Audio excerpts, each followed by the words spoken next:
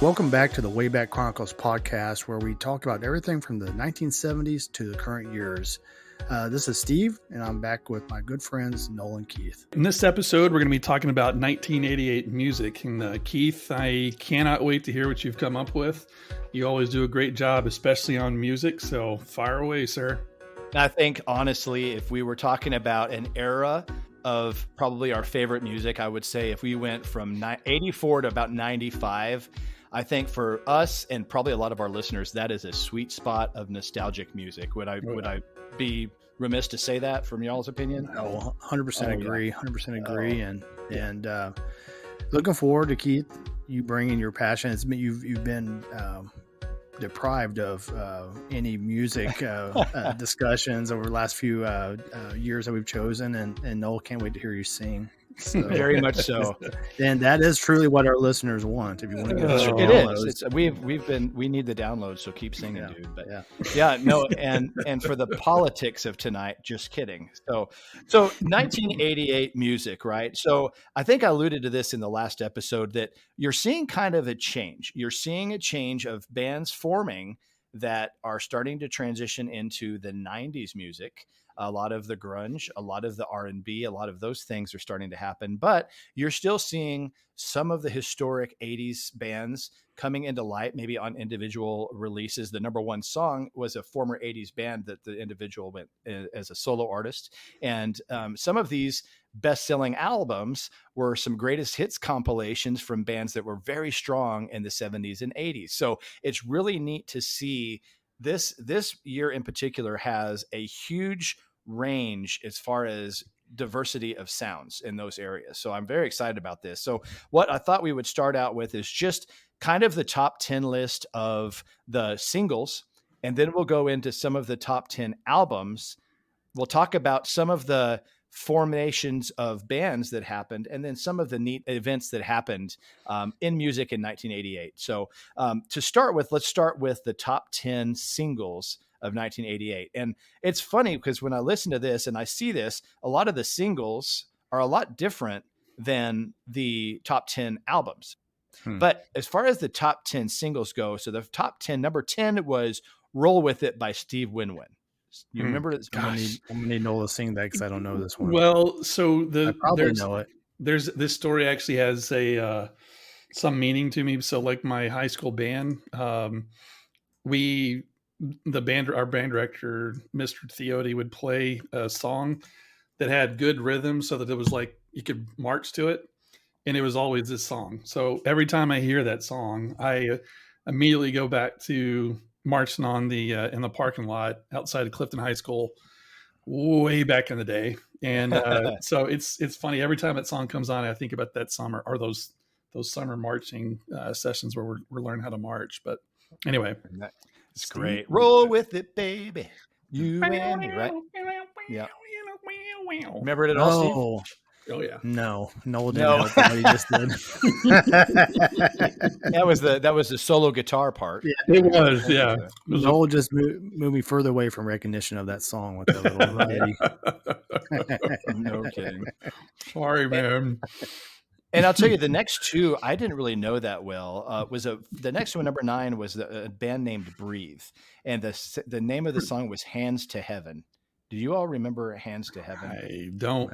I did not either. Now I remember the next artist in number 8 spot is Tiffany. So we all remember Tiffany. Yeah. This is a song called "Could Have Been."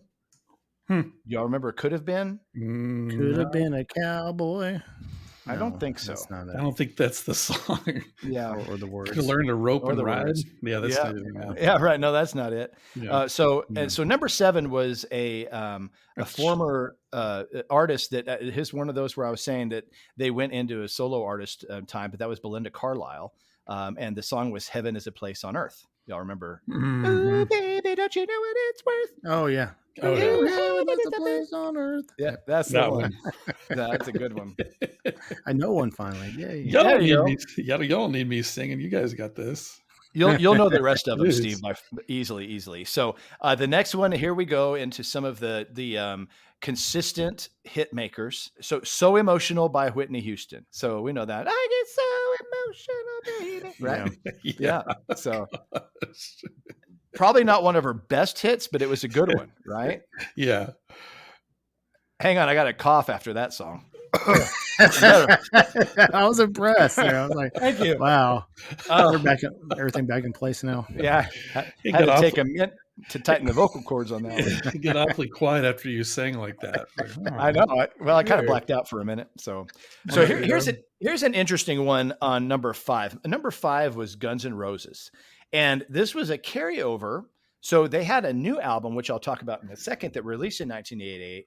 But this was a song that was such a strong hit on their previous album, Appetite for Destruction. And it was Sweet Child of Mine. So even when it didn't release this year, it was still the 5th best selling song of 1988. And that was Sweet Child of Mine. So pretty crazy. Such a great song. Oh, so good. So good. Guns N' Roses, by the way, easily, I would say probably one of my top 3 concert experiences. And that's 10 years ago now, whenever it was, less than 10 years, but at AT&T Stadium in Arlington. And it was just a great concert. And I got a funny story about my wife I'll have to tell you one of these days. Okay. That's awesome. No, I'd love to see them in concert. I hear they do a really good show. Yeah. So pretty awesome. I'm glad they were able to get back together and rock out, because that's just one of those bands that you want to like. It's like the Rolling Stones, right? You want to see them like just go off into the sunset. So here's another one. I would consider this a one-hit wonder, but it's kind of made a resurgence in the world of social media and all of the different things that you can do with this guy. So Rick Astley, number 4, Never Gonna Give You Up. Right? Rickroll. Yeah. Oh yeah, the Rickroll. And so obviously this was a song that was kind of very unusual. He sounds like more of a baritone, strong voice. It wasn't a rock, it wasn't a blues. It was just out of left field, really, the sound, his voice. But it was so catchy. And I mean, even to this day, you've got memes about Rickrolling and all this kind of stuff. And so I've seen Gen X pages all over the place still talking about this. Yeah, and I think there was even like somebody even posted a Wheel of Fortune thing that was Never Gonna Give You Up or something like that. And it was like, there was literally no letters, and it said an 80s hit song, and there was no letters on the board, and you could instantly know that that's what it was. Did you all see that? Yes, I think it was so great. Yeah. So it was really great. So that was a good one. So here's another interesting one. So this was a former Beatle in the number 3 spot that decided to come out on his own. And this was, I liked this song a lot. It was very repetitive, but it was very happy, and I enjoyed it. And it was George Harrison's Got My Mind Set on You. Oh, yeah. Do you remember this? Yeah. So it's such an interesting story about this whole George Harrison thing and how he came into learning and getting to know Jeff Lynne from Electric Light Orchestra, ELO. So they were working together and helping also Tom Petty with the Full Moon Fever track, and all of this little story about how George Harrison and Jeff Lynne and Tom Petty got to meet while they were working on individual tracks. They decided to create a supergroup that was formed this year as well, and we'll talk about them in a second too. But for number 3, though, Got My Mind Set on You from George Harrison. So number 2, this was an awesome band, one of my favorites of the 80s, and that's an Australian group, In Excess, and the song was Need You Tonight, right? Good one. It's something about you that makes me sweat. Yeah. You know, so beautiful. Love it so much. Okay. You know, I'm lonely. Take it off. I'm fine. But I love that song. So great. So great. I just love it. I love it so much. Anyway, and so the number 1 song, I'm gonna tell you right now, the number 1 song was on a great album that caused a ton of controversy way back in 1988 for its tracks, controversial tracks, and it was another one of those spinoffs that a person went solo from a very successful 80s duo, Wham. Can you tell me the artist who spun off from Wham? George Michael. What song do you think would be the number 1 song of 1988?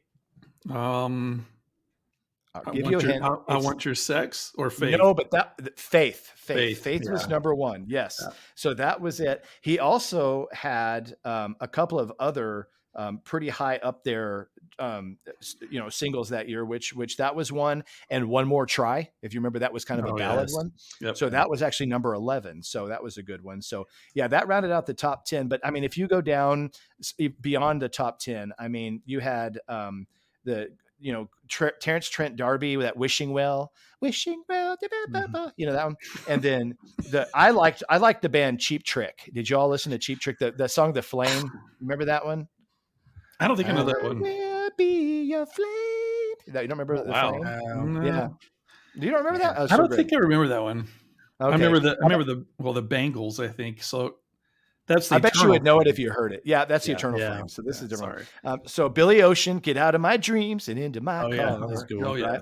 That's another one. Okay, how about we go into some good hairband rock? So this is kind of where the hair bands are starting to transition out, right? But Whitesnake, Is This Love? Okay. That's a great song. Oh, such a good song. So can't do that. And then I mentioned this in the leading up to this, but Def Leppard's Pour Some Sugar on Me was number 19 this year. I think it was also a spillover from the earlier years, but it was just such a strong song. It just kept going on. Michael Jackson. So here we go back with Michael Jackson, another era. Man in the Mirror. So that was a good one. Yeah. I'm talking with the man in the mirror. Oh, yeah. I'm asking him to change his ways. So, I'm baffled. Keep going, Noel. Take it. I can't do it anymore. That was pretty good. Put me on the spot. You're giving the audience what they want. So, you scare it away whenever you talk about it. You just have to let it go. It's kind of like standing next to you at the urinal, dude. You got to go. I feel like at the minute that Man in the Mirror came out, that became the background song for every end of year school montage video collection. And definitely, we need a song for this year's montage. Hey, Man in the Mirror. Okay, Man in the Mirror. That works. Next, cut it. Moving on. Yep. So, a couple of more. Simply Irresistible by Robert Palmer. Oh yeah, that was number 23. That video was great. Oh my gosh. I mean, legendary video. Yeah. So many spin-offs of that, spoofs of that, but it's just fantastic. Richard Marx, Hold On to the Night. Oh yeah. Remember that one? Yeah. Good song. Yeah. And then rounding out the top 25 was Eric Carmen with Hungry Eyes. Oh, Hungry Eyes. That's the one. Is that from Dirty Dancing? Was that in that? I want to say that was a Dirty Dancing. Yeah. I'm pretty sure. Yeah, because going into the albums, More Dirty Dancing was one of the top albums. So it wasn't the actual Dirty Dancing, but it was More Dirty Dancing that was the number 16 best-selling album of this year. So so it probably was from Dirty Dancing. They really need to go back and recount the top 10, in my opinion, because there's some songs outside that top 10 that I think are infinitely better than Brandy or anything else out there. Yes. So let's transition over to the best albums of 1988.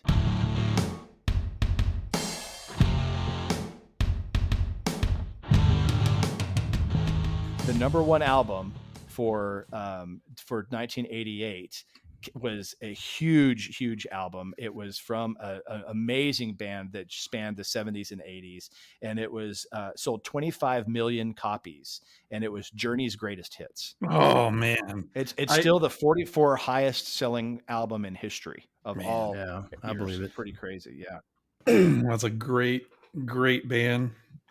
That was the first. So I had when I was growing up, I worked the first job I ever had. I was cleaning a bathroom at an Exxon gas station in Meridian, cleaning the gas tanks and then cleaning the bathrooms and doing inventory and all that kind of stuff. And I was making like $3.75 an hour or something like that. Oh yeah.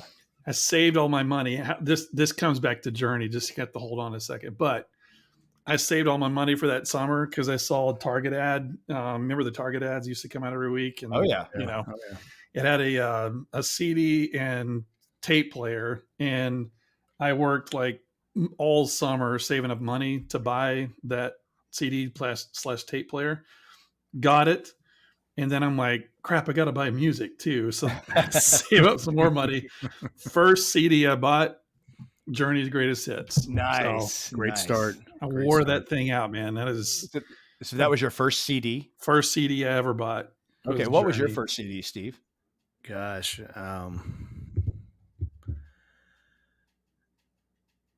I don't think I mean, it may have been Cars because I liked them so much. That was mine. Oh, that's a great. Yeah, I like the Cars greatest hits was mine. Did you ever hang y'all's CDs from the rearview mirror? No. I never did why would that you either, do but that? I don't know. I didn't never get that. I was like, hey, I got to have this easily accessible so I can listen to it while I'm driving. Now I remember when there was like the windshield visor that had the slots for the CDs that you could slide out and put in. Yeah. So until you like lowered it and blinded the guy in front of you. But that was his problem though, not yours. Yeah, exactly. Not my problem. So yeah. Heck, have a great song. So I would love to hear people's opinions of what is their favorite Journey song. Yeah. What is y'all's favorite Journey song? The Forever Yours. Whatever is that? What is that? Is that the name of the song? Yeah. I know that's the lyric. Yeah, faithfully. That song. That song actually made me want. That song actually made me want to learn how to play the piano. I like that so much. Nice. Yeah, that was a great piano melody. Man, one of the best. So good. I mean, I think for me is "Don't Stop Believing," just because that's like the song you can immediately start singing to right away. And, absolutely. So catchy. Yeah. It's so catchy. It's so positive, like it doesn't matter where or what position or where you stand on any issue. You can always jam out to "Don't Stop Believing." So very true. What about yours?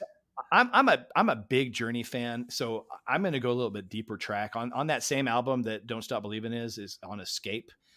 There's a track called "Still They Ride."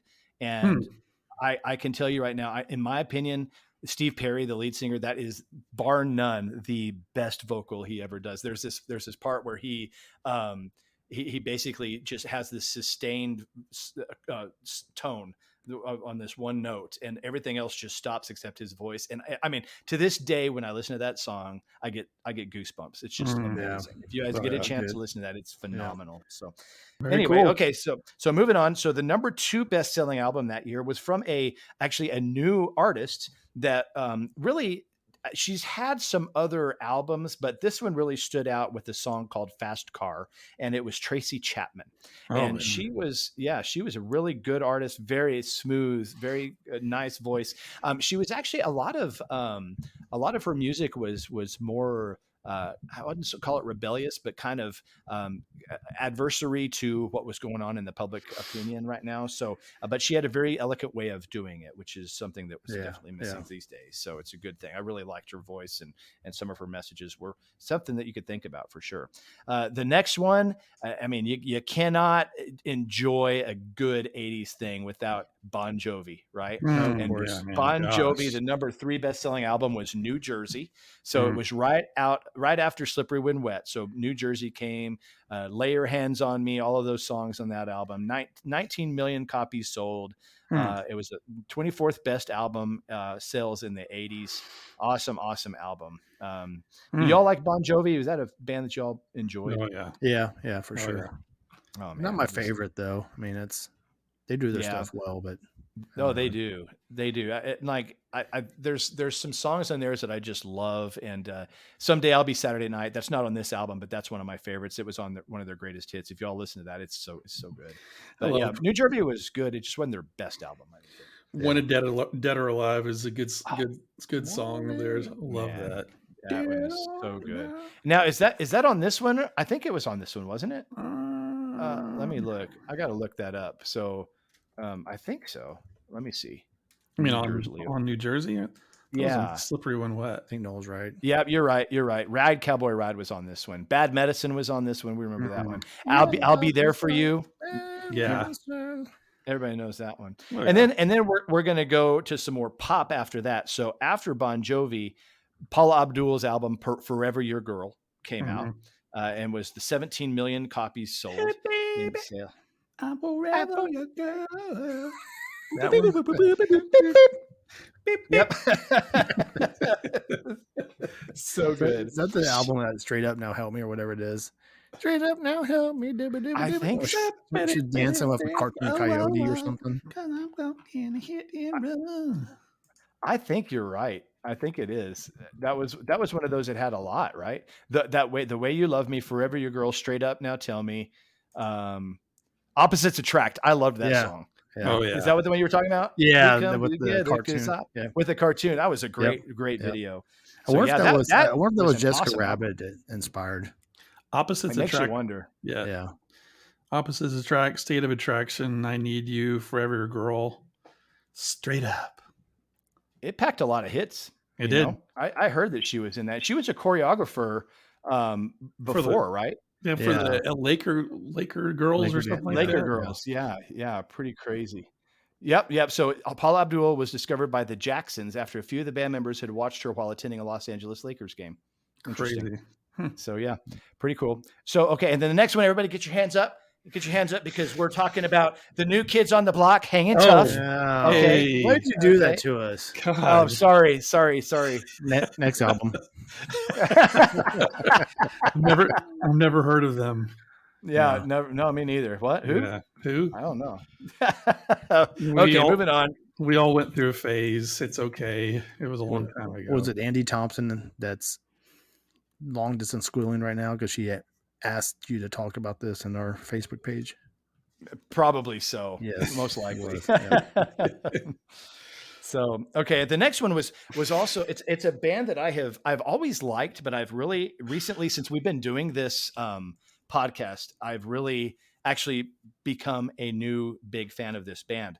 And the history of this band is insane. It's just crazy. But the band is Fleetwood Mac, and it was their greatest hits album too. And so there's always banter in 1988 of which one truly was the best greatest hits album, Journey or Fleetwood Mac. And I mean, Fleetwood Mac had some amazing songs. Like, I mean, you're talking Hold Me, Gypsy, all of these songs that were on this album. I mean, and I just ended up listening to one of their best selling albums just recently, again, Rumors. And it's just a fantastic album. In fact, if nobody's ever heard this, you need to go and listen to this because it's just an amazing album. Crazy good. It's like every song on that album is the greatest hits album in its own right. So anyway, Fleetwood Mac, greatest hits, 12 million copies sold. Still rank in the 80s was about 42. So now let's get into some more heavy stuff, back into the hair band group. And so the next band is And Justice for All by Metallica. That's the album with the band's name. Awesome. It sold over 11 million copies. It was the 7th best-selling album of 1988 and the 50th best-selling album of the 80s. So I wouldn't say is probably one of their best albums with their biggest hits, but it's a great album. Yeah. So good. What's one of y'all's favorite Metallica songs? Is it on this album or is it a different one? Oh gosh, there's a lot of good ones. I got a good one. Inner Sandman is really good. Yeah. I like Nothing Else Matters. I mean, For Whom the Bell Tolls. I mean, I think all of them are great. Master of Puppets is good. Oh yeah, absolutely. But I think probably my favorite is Nothing Else Matters. I don't know, or Inner Sandman. So good. Between those two. What's yours? Fade to Black. It's a great one. Fade to Black is so good. That is good. So honestly, this album was the first album that actually got my attention for Metallica, and I'll tell you why. And it's really a funny story. So when we were in college, up at Tech, you may not have remembered. I don't know if y'all were there when this was on or not, but my freshman year was a video for the single called One, and it was a really haunting, creepy video. But what I remember about it is there was this thing that you could watch on TV.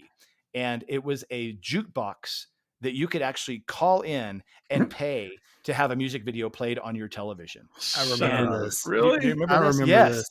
Yes. And there was somebody in Lubbock was obsessed with this video, and it played over and over and over again. So that's the way I was introduced to Metallica, truthfully. Like, I'd heard of them, but I had never seen any of their products as much as I'd seen that video. So but I can't remember and so listeners, if you ever saw this, I can't remember what it was, like the video jukebox or something like that, but you could call in. And remember, it was like always a rotation between that one, Ice Ice Baby, and Thunderstruck by AC/DC was like the rotation in Lubbock all the time. And it was so funny.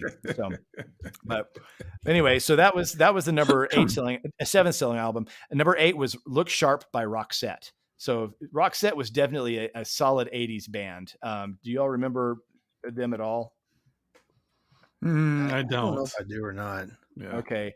So you probably would, the songs that are on this one, It Must Have Been Love, it must have been love, but it's over now. Oh yeah, I So remember that one. yeah, so that was one of them. She's got the look. What she's got the look. Yeah. So that one's a good one. Listen to Your Heart. Have you heard that? Listen to Your Heart. Oh yeah. So that was on this as well. So really, really good stuff. So Roxette was a really good. It was a band, a duo, kind of like Erasure and all them, where it was a keyboardist and a singer. So really good. And so let's switch back at number 9. One of my favorite bands of all time. This was a completely different direction album from their previous album that was like what brought them into the stratosphere of success in the Joshua Tree, right? So the next album they followed up this year was U2's Rattle and Hum.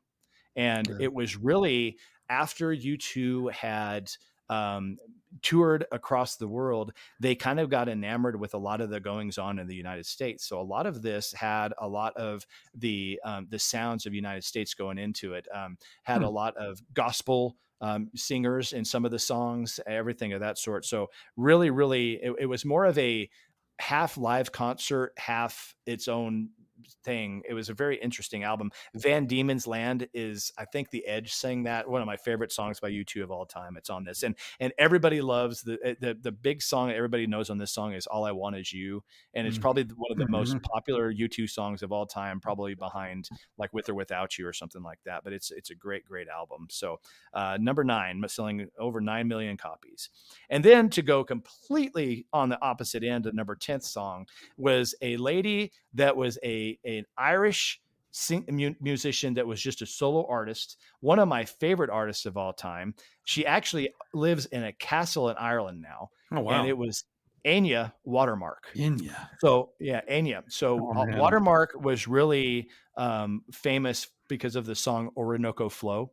And that was the sail away, sail away, sail away. So, but she is, she's an interesting artist. If you ever listen to them about the story about her, they've actually invented their own language for some songs. Oh, wow. Where they create their own dialect and it sounds Gaelic or something, but it's actually their own words that they've done. Wow. It's just a fascinating story. But yeah, funny that U2 and Enya are 9 and 10 this year, because literally Bono and Anya live maybe 2 blocks from each other in the same county in Ireland. Yeah, pretty funny. So her castle's up on the hill and his is just down the road on the water. It's pretty wild. So yeah, that was my study music that I used to listen to, was Enya. Oh man, so good. I always knew when Keith was in dorm room, because I hear "Sail Away, Sail Away." had that on repeat. Oh man, that was so good. It was so good.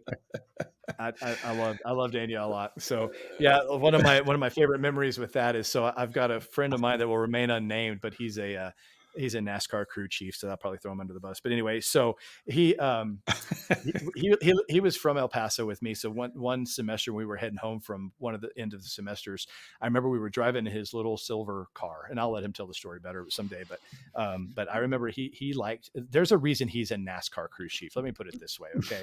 And so I remember one night we're driving home on this 2-lane road going through New Mexico, and we must be driving at least over 100 easily. Oh, and gosh. It's nighttime, and so he decides, let's turn the lights off and just enjoy the moonlight while we're running 110 miles an hour listening to Anya. So yeah, it was, and sadly, if I was going to die, that would have been the cool time to do it. Yeah. So anyway, if you're gonna die, I always say it needs to be through New Mexico at night. Listen to Enya. On a full moon. I mean, could you? I mean, moon. Anyway.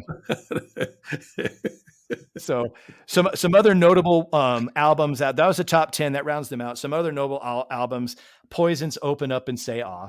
Okay. Wow. Oh yeah. Such a great album. Yep. So that was their big one. I mean, it had like Nothing But a Good Time. Every Rose Has Its Thorns on there. Your Mama Don't Dance and Your Dad Don't Rock and Roll. All of those. I think Every Rose Has Its Thorns, probably my favorite song of theirs. It's so good. Yeah. So good. Brett Michaels has gone through hell since then. Yeah. Stroke. He's had a hard time. Several strokes and so forth. So yeah. He was always one of those that I like, because he always seemed like he was having a good time everywhere. I mean, nothing but good at time was like his theme song through life, which was cool. Yeah. So here's another interesting one: Mannheim Steamroller, which really? we all know So yeah, that was one of the top. It was number 13 that year. So Bobby Brown, Don't Be Cruel was 12, and then 13 was Mannheim Steamroller. I mean, riding on the coattails of what we listen to at the Carol of Lights every year, right? The album before it was the one that did that, but it was kind of the same thing. More of his unique Christmas music. Sold over 6 million copies. Crazy. And then here's the next one that I was talking about with Guns N' Roses, the album Lies. And I think Lies has my bar none favorite Guns N' Roses album, a song of all time. And that's the song Patience. I absolutely love. Oh, that one. Yeah. I just love that. I mean, you talk about wanting to learn to play guitar or keyboards. I wanted to learn how to whistle perfectly after listening to that song. And I just absolutely love it. And the last few albums after that, we mentioned in the movies, the movies about this, but the Cocktail soundtrack that was after the album or the movie with Tom Cruise in it. Really good. It had some great songs in it. Kokomo was on that album. Yep. Kokomo, Rave On by John Cougar Mellencamp. Oh, yeah. Gosh. Tutti Frutti by Little Richard. Don't Worry, Be Happy by Bobby McFerrin, which actually coincidentally won the Song of the Year for this year. And so, so really, really good album with some really good stuff in there. And then the more Dirty Dancing soundtrack, we talked about Dirty Dancing in there. So they wanted to have some more songs from that. So that released that one. That was it. And then again, you all alluded to this last time, that the next one, the last one I have to mention is, and again, near to my heart, the Beaches soundtrack. Right. Oh, so there you go. Just because I knew you wanted to hear that. I'm getting worried about you, man.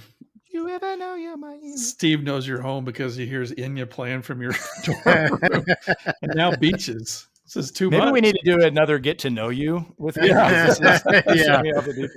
Here's what Keith didn't want to tell us. Right. Now the rest of the story. Now the rest of the story.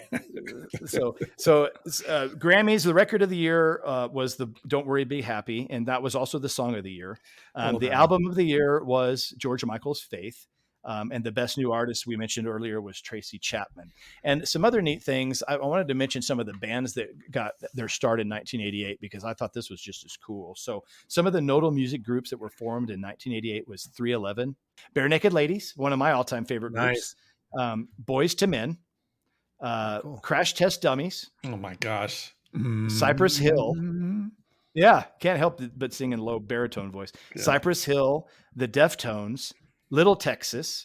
And so here's one that if it was formed today, they would be multi-platinum billionaires, but they got their start at the wrong time because they were caught lip syncing to another person's voices. Who would that be? Milli Vanilli. Can you imagine if they were TikTok artists today, they would be multi-platinum millionaires for what they did, but they were ashamed then. Mr. Big, Smashing Pumpkins, Spin Doctors, Slaughter, and another band that I mentioned earlier, the Traveling Wilburys. So I was hoping you bring them up. Yeah, the Traveling Wilburys. It's a British American supergroup, and they were consisted of Bob Dylan, George Harrison of the Beatles, Jeff Lynne of ELO, Roy Orbison in his own right, and Tom Petty. Yeah. So interesting history there. So they decided that they would create this supergroup, like I said, after kind of working together on different people's albums. And the term Wilbury actually originated during the Cloud9 sessions when George Harrison was recording. That was where I Got My Mind Set on You was recorded, was the Cloud9 album, but referring to recording errors created by faulty equipment. So George Harrison jokingly remarked to Jeff Lynne, he said, we'll bury him in the mix. And so therefore, thereafter that, they used the term for any small error in performance as a Wilbury. And so that's where they came out the name, the Traveling Wilburys. And it was first initially called the Trembling Wilburys. And then Jeff Lynne changed it to the Traveling Wilburys. So, but a really cool, interesting story on that.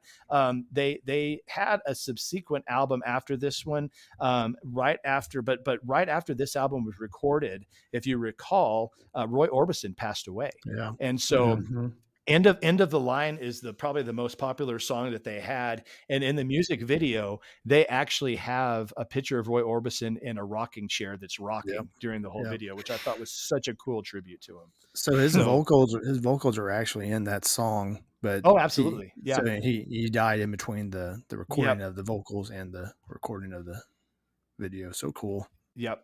Some interesting dates of note for this year. The Rock and Roll Hall of Fame, the induction for January 20th of this year, the Beach Boys, the Beatles, the Drifters, Bob Dylan, and the Supremes. I'd say that's a pretty solid lineup. So March 26th, we talked about The Man in the Mirror by Michael Jackson. And from the Bad album, it tops the Billboard Hot 100. It's the first time in history a solo artist has had 4 number 1 singles from the same album. Okay. And here's one of my favorites. And one I can't not talk about is the Monsters of Rock tour. So it commences on May the 27th in East Troy, Wisconsin, headlined by the mighty Van Halen with Sammy Hagar. Oh, wow. And it also has Metallica, Scorpions, Dokken, and Kingdom Come.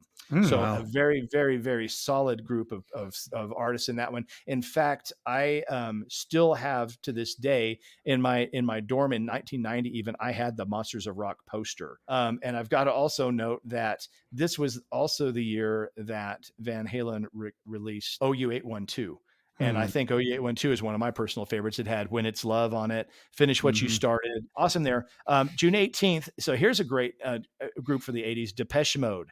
They play in front of a crowd of 60,000 people at the Rose Bowl in Pasadena, California. And the concert was filmed and recorded by a person for the group's documentary, concert, film, and live album, Depeche Mode 101. This was a massive, massive album in my high school. I don't know if it was for y'all. But Depeche Mode 101 was like legendary status. Yeah. It was big. It was huge. The song Somebody is probably one of my favorite songs on that album. Awesome year of music. Like I say, great transition to some of the things that were going to start happening in the 90s. Still held on strong to some of the awesome pop hits and the 80s sounds, and just some great hair metal in the middle of all of it. So, you couldn't ask for one of the better years of just going back and hearing all of these songs going, oh man, that takes me back to this, So, definitely when you talked about the list of new bands in 1988, those bands that really started in 1988 are really the soundtrack of our college lives. It's true. And absolutely. And so maybe we need to create a Spotify music list of just the bands that started in 88. That'd be sort of fun. Sounds good to me. Nice job, Keith. I always love whenever Keith gets to do music, because, I can stumble through it. Noel does, has a better connection to music. It's okay. But, Noel's job is to sing to it, and nice job, Noel, on that. You did. Solid. Thank you. I appreciate that. That's what I'm here for. So what's next? Next on the docket is technology, right? Yes. That should be wrapping up our 88 tour. 1988 technology coming up. Looking forward for Steve to shoot that one out there at us. I'm trying to rack my brain, honestly, because I'm having a hard time thinking about what did come out in 88. So I'm very interested. I literally don't know. Yep. So very excited to hear about this one. So should be cool. But I think so too. Thank you again. Any teasers? Any teasers, Steve? So a follow up from the movies of 1988 we talked about in the past, like Toy Story and stuff like that. Well, there was actually another Pixar's film that won the Oscar in 1988 that tied to technology, being computer animated film, that actually won the Academy Award that year. So we'll talk about that in the upcoming episode. All right. Sounds good. Well, we appreciate everybody, and we'll talk to you next week. And thanks a lot, everyone. Take care, everybody.